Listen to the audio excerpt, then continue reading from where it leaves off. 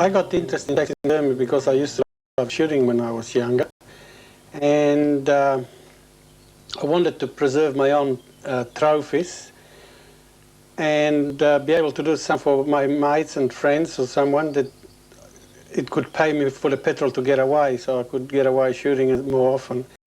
So I decided to learn it, and I had a cousin of mine that was working in Bologna in Italy, where they used to do taxidermies, and he asked me to go over there and have working practice. So I went over there and I learned to do taxidermy in Bologna in Italy for 3 months, and then I came back and I started doing taxidermy in Australia. That was my first bird I done, that crow up there, which it was in 1970, and I've been doing it since then for myself and for as a hobby. But in the last 2 years I had to get into it full time because I lost my job in the quarries, and I decided to get into it as a full-time job.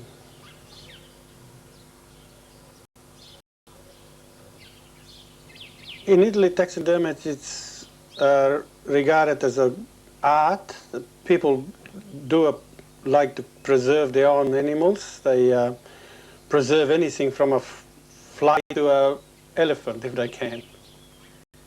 Customers I get is bird breeders, which they'll breed birds like parrots, and this particular one took about 3 years to get his collection of 3 birds, because once a year one died and he brings it in, and next year we put another one next to it, and this year we put the next one.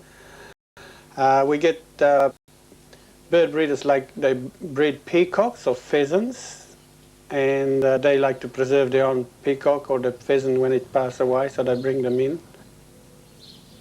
So I bring a fox in, I take the skin off the body and just leave the skull and the bones in the feet, and I put it in a tanning solution, and I leave it overnight in a tanning solution. The day after I put it on the frame that I make up where I want the fox to be on, and I treat the head, and whatever flesh I take out I replace it with silicone, and I set it all up, fill it up with cotton and get it in the position I want, and leave it for about 3 weeks. 3 weeks later it should turn all the skin into leather, and it should be close to be ready to pick up. I paint the nose and check it, make sure everything looks as natural as possible, and I ring up the customer and ask them to come and pick it up.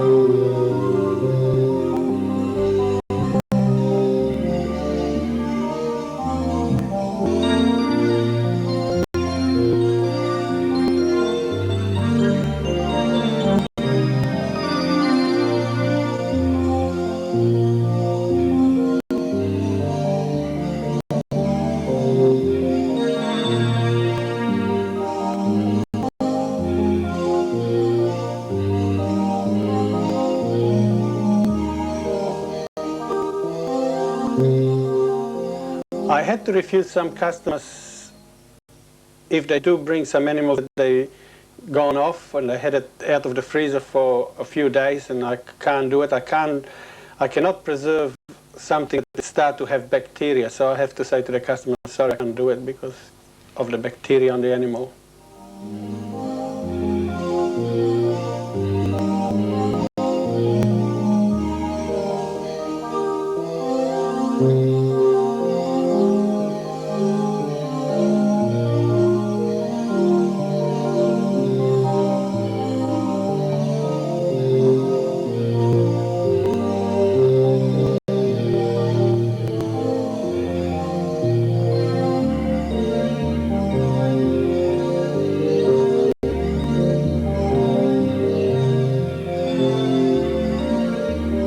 most unusual and difficult animal I done was a python snake, which was 11 foot long.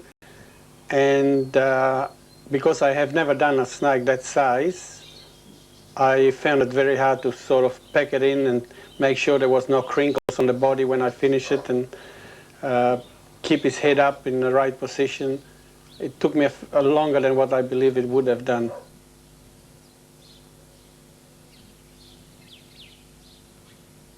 This is our pet frog that we brought home from friends who gave him to us in North Queensland. We named him Kuranda after the town in North Queensland.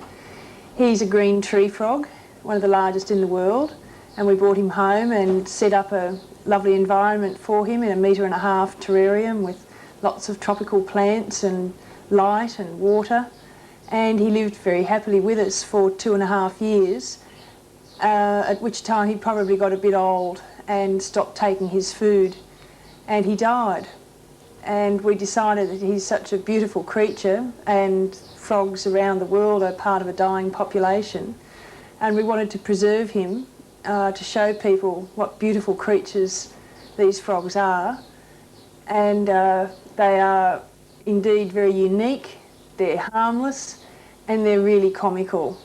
The world without frogs would be not such a funny place.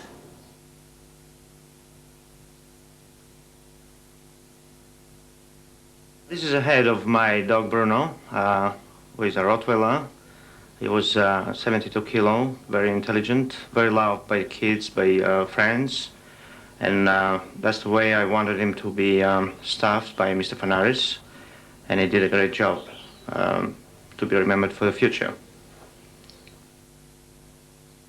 I believe the difference of other taxidermists and what I do, that they use a fiberglass frame, and they use fiberglass to do fish, such as that one up there. They use to make a fiberglass mold, which I don't. I use the original skin. I tan the skin, and I use a filler, fish filler, to fill them up and put them on the position I want. With animals like this, again, I use the original skull, and I just replace the flesh with the silicone, instead of using the fiberglass that I believe they're using. I'll try to improve the business in pets, convince the customers that, to have the pets done, and just expand and get better.